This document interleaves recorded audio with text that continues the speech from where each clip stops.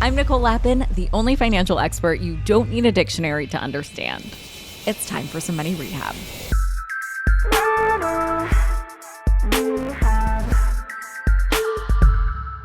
John Lennon knew all about mind games, and you know what he said? They're not all that bad.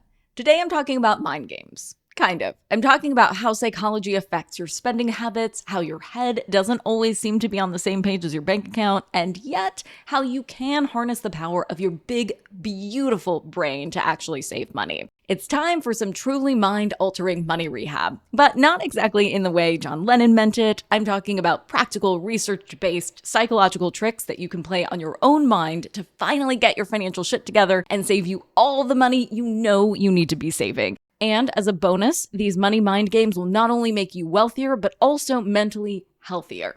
Here are my 5 faves. Number 1, be yourself. I know this isn't, though, as cliche as it sounds. According to a recent study published by the American Psychological Association, people tend to save more money when their savings goals match their dominant personality traits. The personality traits studied were agreeableness, conscientiousness, openness, extroversion, and neurotic. I know, no one likes to be described as neurotic.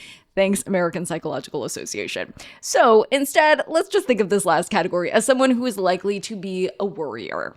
And if you fall in this category, all good, because same. The research suggests that agreeable people should set savings goals related to helping other people, like a family member or a friend, perhaps. Conscientious people like to do the right thing and tend to be dutiful and self-controlled. They're often really good at planning far into the future and following through so that they can set long-term savings goals. Open-minded people can find success saving for travel and new experiences. Extroverted people are likely to be more successful in savings goals related to holidays, social things like going out to dinner, and overall leisure spending. And people who have a tendency to worry can reduce their anxiety by setting a savings goal related to preparing for unforeseen circumstances. Hello, emergency fund. While leveraging your personality type is an awesome strategy, you don't want to only save for one thing. Like if you're an agreeable personality type, you don't just want to save for other people, right? Otherwise, when it comes time to retire, you won't have anything for your sweet old self.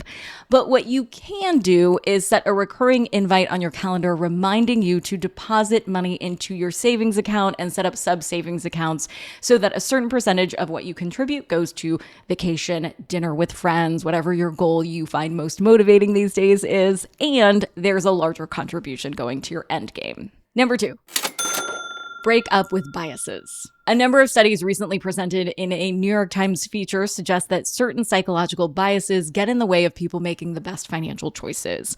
One phenomenon called present bias leads us to overvalue the present at the expense of the future. If you have present bias, you're probably a wonderfully spontaneous person who lives large and has a really hard time saving any money. Some people have the opposite problem through optimism bias. Optimism bias gives you the sense that the future is going to be a lot better than the present. You know, rainbows leading to pots of gold, margaritas leading to beach vibes. Folks with a sunny disposition tend to be a little more happy-go-lucky with their saving strategy, putting it off until they get a big break, you know, the one that they're certain is just around the corner. So how do you break the spell if you're a hopeless romantic optimist? Research says focus on believing the future will be just like the present. Hopefully not too shabby, but not without its hiccups or heartbreaks either. And last but not least, there's the bandwagon effect. And this can lead you tumbling fast down a bumpy road and straight into credit card debt, buying everything you see others have just to keep up with the Kardashians. To escape the bandwagon, set a meaningful savings goal specific to you and yours. This will help you drown out the unproductive discouragement that comes from comparison. Number 3, time travel. I told you mind games would be fun today. Researchers at Stanford University found that when people viewed images of their faces that had been digitally altered to make them appear older, they were more likely to save for retirement. According to the study, interacting with an image of your future face or self helps you care more about your future financial self and less about spending on things that you don't really need in the present. Just be careful with those age progression tools if you get easily sketched out about data privacy. Some people don't like the idea of having a face reading app saving their face to a database, and totally fair. So if you're not a fan of these apps, just get your Canva on and make a digital mood board and copy and paste like a white wig onto a picture of yourself. It's almost as good as a filter. Number 4, rewrite the script. Whether you're conscious of it or not, we all have a script in our head that plays out in our thoughts and our actions when it comes to money.